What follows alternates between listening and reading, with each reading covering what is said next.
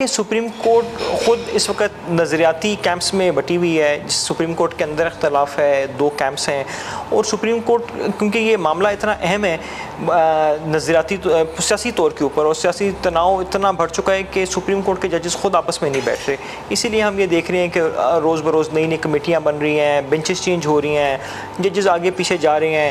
اور آپ نے بلکہ ریسنٹلی دیکھا ہوگا کہ وہ جو ایک ججمنٹ آئی ہے منصور علی شاہ کی اسی ای سی پی کے معاملہ کے اوپر, وہ ججمنٹ وہ کیس اس وقت سنا گیا جب کوئی تھا بھی نہیں, کورٹ بھی نہیں کنسٹیٹیوٹ ہوئی تھی, کاز لسٹ بھی اس کی نہیں لگی تھی, ججمنٹ کی کوئی کاز لسٹ نہیں لگی. چیف جسٹس صاحب نے 9 سوال بھیجے ہیں اس وقت رجسٹرار کو. آپ کو پتہ ہوگا ججمنٹ کب اناؤنس کی گئی, کدھر اناؤنس کی گئی, کون سن رہا تھا, کون کون بیٹھا ہوا تھا, کسی کو نہیں پتہ.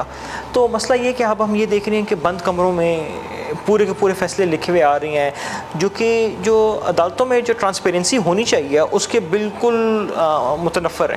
جی بالکل, میرے خیال میں جو پہلے فیصلہ آیا تھا وہ مجھے تو ابھی تک نہیں سمجھ میں آیا کہ اس میں کیا لیگل ریزننگ تھی. اگر آپ تب بھی دیکھیں تو اس میں کافی مسائل تھے اس فیصلے کے اندر. وہ 5 ممبران کی بینچ میں سی تھی, اس کے اندر 2 لوگوں نے اس سے اختلاف بھی کیا تھا اگر آپ کو یاد ہو. تو میں اس وجہ سے اس فیصلے کو غلط سمجھتا ہوں, کیونکہ جو اس زمانے میں سپریم کورٹ کا رویہ تھا وہ بہت کنٹروورشل تھا. اس زمانے کے جو چیف جسٹس تھے وہ ایک سیاسی جماعت کو فیور کرنے کے لیے راتوں کو بھی سپریم کورٹ کھول رہے تھے. رات کے 12 بجے بھی آپ کو یاد ہوگا سپریم کورٹ کھلی, ویکینڈس کے اوپر بھی کھول رہی تھی.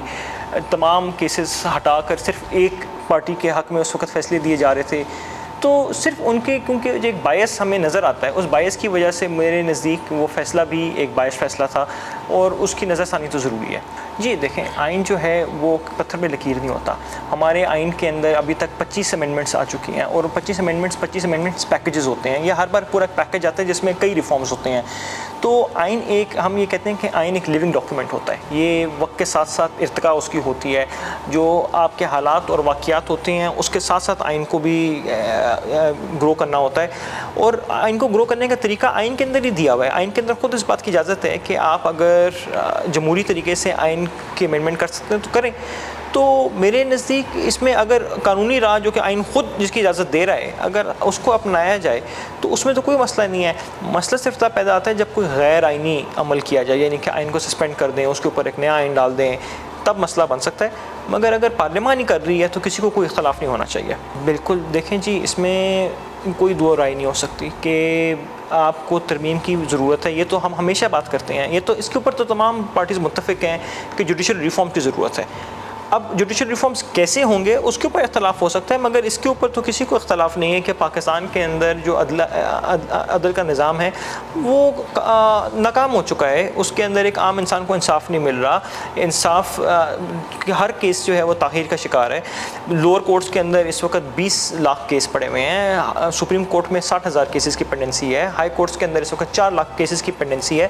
یہ کیسز لوگوں کی زندگیاں ہیں, یہ عام چیزیں نہیں ہیں. یہ ایک ایک بندے کی زندگی کا نچوڑ ہے جو کہ آپ کو عدالت کے اندر نظر آتا ہے. دیکھیں اسی لیے تو ہم بات کر رہے ہیں کہ اس کو نظام کو الگ ایک عدالت بنایا جائے, آئینی کورٹ سے الگ بنا دی جائیں, تاکہ سپریم کورٹ, عدلیہ, پارلیمان جس نے آئین کھیلنا ہے وہ ایک آئینی عدالت ہو, اس میں کھیلتی رہے, اور عام عوام باقی عدالتوں میں جائے.